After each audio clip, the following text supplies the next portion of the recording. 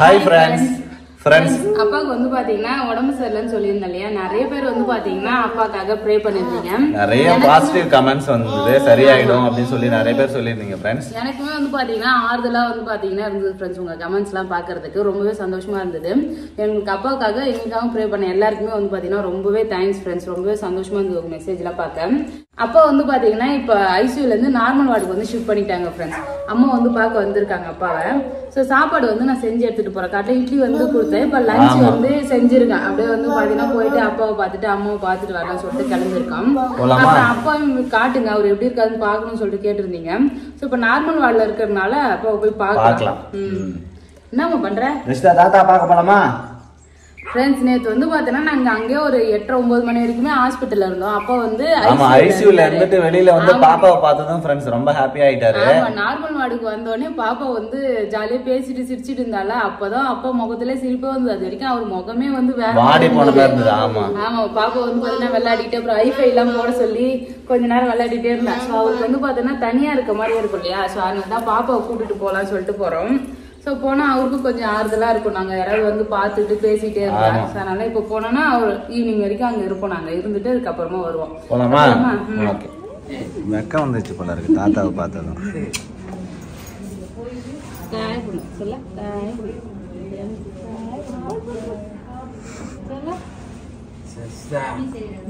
தாத்தாக்கு ஐஃபை பண்ண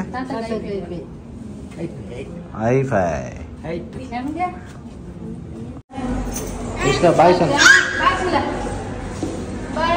அம்மா வந்து பாத்தீங்கன்னா அப்பா எல்லாம் பாத்துட்டு வீட்டுக்கு வந்து போயிட்டாங்க.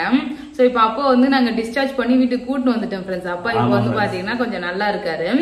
ஆக்சுவலி எதுக்கு அங்க 5 நாளா வச்சிருந்தாங்கன்னா அந்த கைக்கு தான் வந்து வச்சிருந்தாங்க. கை கால் வந்து பாத்தீங்கன்னா கொஞ்சம் மூவ்மெண்ட் வந்து கம்மியா இருக்கு இல்லையா, சோ அதுக்கான நியூராலஜி ட்ரீட்மெண்ட் தான் வந்து கொடுத்துட்டு இருந்தாங்க. அதை பார்த்துட்டு இப்போ அதே கண்டிஷன்ல ஹெவியாவாம அதே கண்டிஷன்ல நார்மலா இருக்கு. டிஸ்சார்ஜ் பண்ணிடுறேன்னு சொல்லிருந்தாங்க. அதே மாதிரி வந்து இம்ப்ரூவ்மெண்ட் இருந்ததுனால டிஸ்சார்ஜ் பண்ணிட்டாங்க. நேத்து நைட்டு 10 மணி ஆயிடுச்சு ஃப்ரெண்ட்ஸ் அப்பா வீட்டுக்கு கூட்டு வரதுக்கு. சோ ஒரு வழியா வந்து பாத்தீங்கன்னா எல்லாமே செக் பண்ணி பார்த்துட்டு டிஸ்சார்ஜ் பண்ணி அனுப்பிட்டாங்க. அப்போ வந்து பாத்தீங்கன்னா என் கூட நாங்க வீட்டுக்கு கூட்டின்னு வந்துட்டேன். அம்மா வந்து பாத்தீங்கன்னா அங்க தனியா இருப்பாங்க, நீங்க அம்மா கூட போயிருங்கன்னு சொல்லிட்டு நிறைய பேர் கமெண்ட் பண்ணிருந்தீங்க. ஆக்சுவலி அம்மா கூட வந்து பாத்தீங்கன்னா எங்க மாமா பையன் இருக்கான், எங்க பாட்டியும் வந்து பாத்தீங்கன்னா துணைக்கு போயிருக்காங்க. சோ வந்து பாத்தீங்கன்னா அங்க அம்மாக்கு துணையா வந்து பாத்தீங்கன்னா இருக்காங்க. அப்போ நான் இங்க வந்து பாத்தீங்கன்னா வச்சுக்கலாம், ஏன்னா இங்கதான் ஹாஸ்பிட்டல் நிறைய இருக்கு. அடிக்கடி ரிவ்யூ வர சொல்லுவாங்க.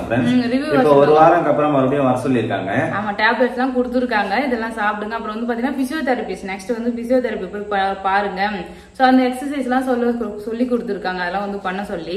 சோ அதெல்லாம் வந்து பாத்தீங்கன்னா ஃபாலோ பண்ணிட்டு செக் பண்ணணும். சோ அதான் 6 வீக்ஸ் கழிச்சு தான் வந்து பாத்தீங்கன்னா ஆன்ஜியோ பண்ணலாம் சொல்லிட்டாங்க. சோ அது வரைக்கும் வந்து பாத்தீங்கன்னா அந்த மூளையில இருக்கிற அந்த பிரீச் சரியா ஆயிடுச்சுன்னா வந்து அதுக்கப்புறம் வந்து ஆன்ஜியோ பண்ணணும் அப்படின்னு சொல்லியிருக்காங்க.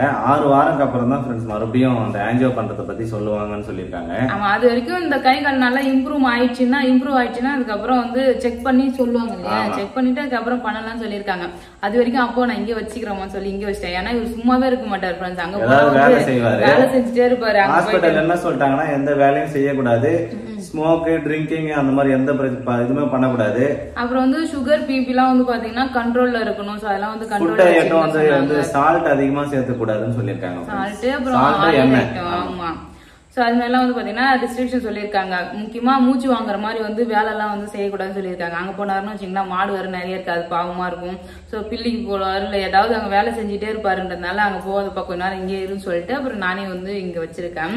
சோ அப்பாவும் இங்க பாப்பா எல்லாம் இருக்கா இல்லையா, சோ பாப்பா கூட விளையாடிட்டு கொஞ்சம் ஜாலியா தான் இருப்பாரு. முக்கியமான ஒரு விஷயம் உங்ககிட்ட ஷேர் பண்ணணும்னு வந்த ஃப்ரெண்ட்ஸ் என்னன்னு பாத்தீங்கன்னா அந்த மோடி ஸ்கீம் கொடுத்திருக்காங்கல்ல, முதலமைச்சர் காப்பீட்டு திட்டம், அப்புறம் வந்து மோடியோட காப்பீட்டு திட்டம் அதெல்லாம் இருந்ததுன்னா கண்டிப்பா மறக்காம பதிவு பண்ணி வாங்கி வச்சுக்கோங்க. ஏன்னா இங்க நாங்க பாண்டிச்சேரியில தான் வந்து பார்த்தோம். சோ இங்க பாண்டிச்சேரியில பிரைவேட் ஹாஸ்பிட்டல்ல கூட பாக்குறவங்களுக்கு எல்லாம் வந்து பாத்தீங்கன்னா மோடி ஸ்கீம் வந்து நல்லா ஹெல்ப் பண்ணுது. நிறைய பேர் அந்த ஸ்கீம் வச்சு ஃபுல்லாவே ட்ரீட்மெண்ட் பாக்குறாங்க. இப்ப ஈஸ்கோ நாங்க ஃபர்ஸ்ட் வந்து பாத்தீங்கன்னா மகாத்மா காந்தி ஹாஸ்பிட்டல்ல பார்த்தோம், பாண்டிச்சேரி மகாத்மா காந்தி ஹாஸ்பிட்டல்ல பார்த்தோம். சோ அங்கதான் பாத்துட்டு இசிஜி எக்கோ அப்புறம் சிடி ஸ்கேன் எல்லாம் எடுத்து பிளட் டெஸ்ட் எல்லாம் எடுத்து பாத்துட்டு கன்ஃபார்ம் பண்ணிட்டாங்க இவருக்கு வந்து பாத்தீங்கன்னா ஹார்ட் அட்டாக் வந்திருக்கு, ஆன்ஜியோ பண்ணலாம் சொல்லிட்டு கன்ஃபார்ம் பண்ணிருந்தாங்க. என்ன ஒண்ணு அங்க எமர்ஜென்சி வார்டு வந்து ஐசியூல வந்து பெட் இல்லன்றதுனால வேற ஹாஸ்பிட்டல் நம்ம ஷிஃப்ட் பண்ணலாம் சொல்லிட்டு தான் அவங்க ரெஃபர் பண்ணாங்க. ஈஸ்ட் கோஸ்ட் ஹாஸ்பிட்டல், ஆமா அந்த ஹாஸ்பிட்டல்ல வந்து பாத்தீங்கன்னா அதுக்கப்புறம் நாங்க சேர்ந்திருந்தோம். ஸோ அது அங்கதான் வந்து பாத்தீங்கன்னா எம்ஆர்ஐ ஸ்கேன் எடுத்து பார்த்துட்டு ஸோ இந்த ப்ராப்ளம் இருக்கு பொறுமா பண்ணிக்கலான்ற மாதிரி சொல்லியிருந்தாங்க. ஆக்சுவலி பிரைவேட் ஹாஸ்பிட்டல்லையுமே வந்து பாத்தீங்கன்னா இந்த ஸ்கீம்லாம் இருந்ததுன்னா யூஸ் ஆகுது. எங்க பக்கத்துல இருக்கிறவங்க வந்து பாத்தீங்கன்னா அந்த பெரிய அமௌண்ட் கூட வந்து 5 lakhs வரைக்கும் வந்து பாத்தீங்கன்னா ஒரு வருஷத்துக்கு வந்து அதுல இது பண்ணிக்கலாம் ஃப்ரெண்ட்ஸ். அங்க போன உடனே கேட்டாங்க ஏதாவது ஸ்கீம் இருக்கா, இன்சூரன்ஸ் மெடிக்கல் இன்சூரன்ஸ் ஏதாவது இருக்கான்னு சொல்லி கேட்டிருந்தாங்க. சோ நாங்க எதுவுமே மெடிக்கல் இன்சூரன்ஸும் போடல, அதே மாதிரி மோடி ஸ்கீமும் அப்பா வச்சிருந்தாலுமே இங்க பாண்டிச்சேரியில வந்து அது யூஸ் ஆகாதுன்னு சொல்லிட்டாங்க. தமிழ்நாடுல தான் அது யூஸ் பண்ண முடியும், இங்க யூஸ் பண்ண முடியாது சொல்லிட்டாங்க.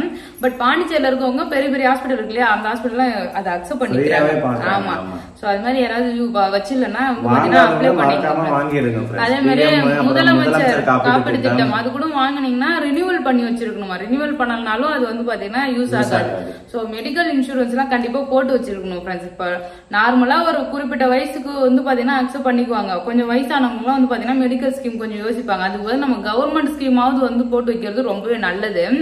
சோ நாங்க வந்து பாத்தீங்கன்னா அப்பாவுக்கு கலைஞர் காப்பீடு திட்டம் கொடுத்தாங்களே அது இருக்கு, அது ரினியூவல் பண்ணணுமா நானே தெரியல, செக் பண்ணி பார்க்கணும். ரினியூவல் எல்லாம் பண்ணி வைக்கணும் அதெல்லாம். சோ அதெல்லாம் பாக்கணும் ஃப்ரெண்ட்ஸ். அதுக்கப்புறம் வந்து பாத்தீங்கன்னா அப்பாவுக்கு டயட்லாம் கொடுத்துருக்காங்க. சோ அந்த டயட்லாம் ஃபாலோ பண்ணணும். சோ அவ்வளவுதான். இப்போ வந்து பாத்தீங்கன்னா இப்போ கொஞ்சம் பரவாயில்ல ஃப்ரெண்ட்ஸ். ஐசூல்லாம் வந்து பாக்கும்போது வந்து பாத்தீங்கன்னா எனக்கே ரொம்ப பயமா இருந்தது. ட்ரெஸ் எல்லாம் வந்து கட்டிட்டு அந்த கிரீன் கலர் ட்ரெஸ் எல்லாம் போட்டுருந்தாங்க பாருங்களேன், அது பாக்கும்போதே கொஞ்சம் ஒரு மாதிரி இருந்தது. அப்பா ஃபேஸுமே வந்து டல்லா இருந்தது. ஏன்னா கம்பெனிக்கு அங்க யாருமே இல்ல, நார்மல் ரூம்ல வச்சிருந்தா கூட நாங்க எல்லாம் போய் பாப்போம் பேசுவோம். யாருமே பேச முடியாம பக்கத்துல தனியா இருக்காருல்ல, யாருமே பேசுறதுக்கு தோண இல்லாத. அது இல்ல 2 நாளா வந்து பாத்தீங்கன்னா ஐசியூல தான் இருந்தாரு. ஒரே சில்லுன்னு அங்க உள்ள மட்டும் நார்மல் ரூம்லயே வந்து பாத்தீங்கன்னா ஏசி எல்லாம் கம்மியா இருக்கும் போல ஃப்ரெண்ட்ஸ். ஐசியூல வந்து பாத்தீங்கன்னா அப்படியே சில்லு வச்சிருக்காங்க. நான் போய் ஒரு 2-3 தடவை வந்து பாத்துட்டு பேசிட்டு வந்தேன். ஆனா தனியாவே வந்து பாத்தீங்கன்னா இருக்கும்போது பார்க்கவே கொஞ்சம் பயமா இருந்தது. அப்பாவுமே வந்து பாத்தீங்கன்னா ஒரு மாதிரி டல்லா இருந்தாரு. எப்பவுமா என்னமா ஏமா ட்ரீட்மெண்ட்டே குடுக்குற மாதிரி தெரியல, எதுக்குமா நீங்க வச்சிருக்காங்க, வாங்கம்மா பாத்துக்கலான்னு. இல்லப்பா அப்சர்வேஷன்ல கண்டிப்பா இருக்கணும், அதெல்லாம் மானிட்டர் பண்ணுவாங்க. ஏன்னா ஆமா எல்லா ட்ரீட்மெண்ட்டும் பண்றாங்க. அவர் எப்படி ட்ரீட்மெண்ட் பண்றாங்க இவருக்கு எப்படி தெரியும். அதேதான். சோ இன்ஜெக்ஷன் போட்டு ஸ்ட்ரிப்ஸ் எல்லாம் வந்து ஏத்திட்டு இருந்தாங்க. அப்புறம் நார்மல் வார்டு கூட்டிட்டு வந்த அப்புறம் பாப்பா எல்லாம் பேசி அம்மா எல்லாம் வந்திருந்தாங்க. எல்லாரும் பார்க்கும்போது வந்து பாத்தீங்கன்னா கொஞ்சம் நல்லா இருந்தாரு ஃப்ரெண்ட்ஸ். இப்ப இந்த கை தான் வந்து பாத்தீங்கன்னா தூக்க முடியல, கொஞ்சம் வந்து பாத்தீங்கன்னா வீக்கமா இருக்கு பாருங்க. ஏன்னா ட்ரிப்ஸ் எல்லாம் போட்டிருந்தாங்க, ட்ரிப்ஸ் போட்டதுனால வீக்கமா இருக்கு. சோ அப்படியே கொஞ்சம் கண்ட்ரோல்ல வந்து இல்ல, லைட்டா தான் நம்ம இதுக்கு கண்ட்ரோல்ல வரமாட்டோம். அப்படியே தோணும். ரொம்ப நேரம் ஸ்டிப்பா பிடிக்க முடியல, அப்படியே வேலை வேலைன்னு இருக்க நம்மளே இது பண்ண முடியல, தோணும். அப்படியே கீழே இந்த கை இப்படி புதுசா அப்படி நிக்குது, அது மேலாம் இது நிக்க மாட்டேன். தூக்கி அப்படி நித்துனா அப்படியே ஒரு வாட்டம் விட எப்படியோ ஒரு வாட்டம் ஜாங்கி போகுது. இல்லை எல்லாம் ரத்த ஆட்டம் அது இருக்கும். கால் கொஞ்சம் வந்து பாத்தீங்கன்னா தாங்கி அதே மாதிரிதான் காலும் வந்து தாங்கி நடக்குது. அந்த கால் லெஃப்ட் ஹேண்ட் லெஃப்ட் கால். அவ்வளவுதான் ஃப்ரெண்ட்ஸ். அடுத்து வந்து பாத்தீங்கன்னா பிசியோ எல்லாம் கூட்டிட்டு போய் பார்த்து சரி பண்ணிக்கலாம். இதுக்கு வேற ஏதாவது உங்களுக்கு தெரிஞ்ச டிப்ஸ் ஏதாவது இருந்ததுன்னா சொல்லுங்க, என்ன பண்ணலாம் சஜஷன் தெரிஞ்சவங்க வந்து பாத்தீங்கன்னா கமெண்ட்ஸ்ல வந்து சொல்லுங்க ஃப்ரெண்ட்ஸ். இப்பப்பா அதான் இப்ப முன்ன மாதிரி கொஞ்சம் நடக்க முடியல, கிளியரா கொஞ்சம் தாங்கி நடக்கிற மாதிரி இருக்கு ஃப்ரெண்ட்ஸ். இதுதான் அவ்வளோதான் ஃப்ரெண்ட்ஸ். அப்பா வந்து பார்த்தீங்கன்னா கம்ப்ளீட்டாக ரெஸ்ட் எடுக்க சொல்லியிருக்காங்க. ஸோ கொஞ்சம் வந்து கேர்ஃபுல்லாக இருங்க அப்படின்னு சொல்லியிருக்காங்க. ஏன்னா 6 weeks வந்து ஆன்ஜியோ பண்ணுறதுக்கு இருக்கு இல்லையா, ஸோ அதுக்குள்ளே வந்து பார்த்தீங்கன்னா கொஞ்சம் ரெஸ்ட் எடுங்க, நல்லா அந்த கையெல்லாம் சரி ஆகிடும் அப்படின்னு சொல்லியிருக்காங்க. பார்க்கலாம் ஃப்ரெண்ட்ஸ், மெடிசன்லாம் எடுத்துகிட்டு இருக்காரு. ஸோ அவ்வளோதான் ஃப்ரெண்ட்ஸ், நெக்ஸ்ட் வீடியோவில் வந்து பார்க்கலாம். பாய்.